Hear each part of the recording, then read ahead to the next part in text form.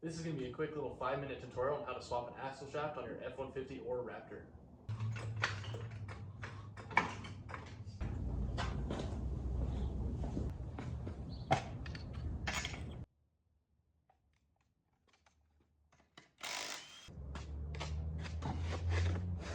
So you can see right in here where the boot has torn and started to fling all the grease. So I'm just going to do a full axle shaft replacement.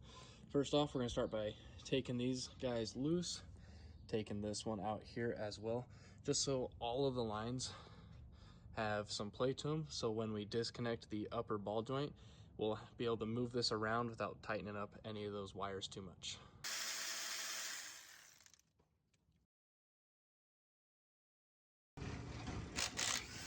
All right, so now that I got the brake line disconnected and I got the axle off, the thing we're going to have to do next is disconnect this upper control arm bolt. Mine's going to be different because it's an aftermarket control arm.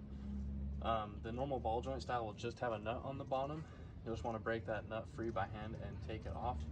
Sometimes it'll cause the whole ball joint to spin. What you can do is you can put a pry bar in here on the spring, pry down on it to keep that control arm sucked into the knuckle so you can get it off. But otherwise, if you're doing a camber control arm, you just take the little cap off. There's a big Allen on the top and then the nut here, and it's just one bolt that passes through.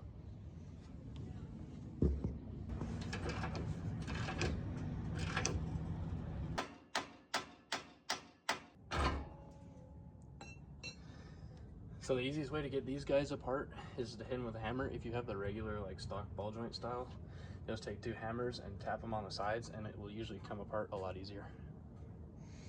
Pull apart so we can get the axle pulled out of the way. All right, so it kind of took a little bit of fighting just to get it to pass over the actuator in here. Mine's actually deleted, so I don't have any of those vacuum lines.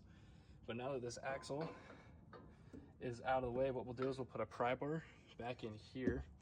Let me show you real quick. So we'll take the pry bar and we'll put it in between the diff and the axle, and there's a little clip inside. You just pop it out by prying on it.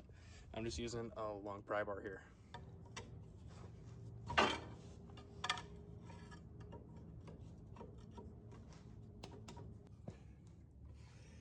So what I ended up doing is I took a pry bar up from the bottom, I put it in between the housing and the axle, and I was able to pop and pry that apart.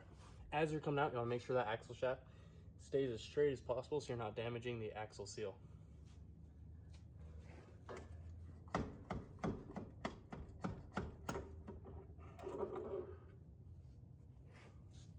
Once you get to this part and that axle is out of the way, you always want to make sure that you put your new and old one side by side. Biggest thing you're going to be looking for is making sure that the shaft that goes in is the same length. The sealing surface on different axles is different, so you just want to make sure that that is proper or else you'll be leaking. Then I always come down to the other end, make sure that everything looks just about the same and that the overall length is the same when compressed. So now that we've got the old axle shaft out and we've compared our new one, we'll just follow the reverse order of removal. When I'm going back together on all the major bolts, I always use a paint marker. Just for peace of mind, since I'm using the truck a lot, then I can hop underneath and make sure that something doesn't look like it's come loose. I'll also put red Loctite on the threads for my upper ball joint, just to make sure that everything's good and not coming loose. So let's get it back together.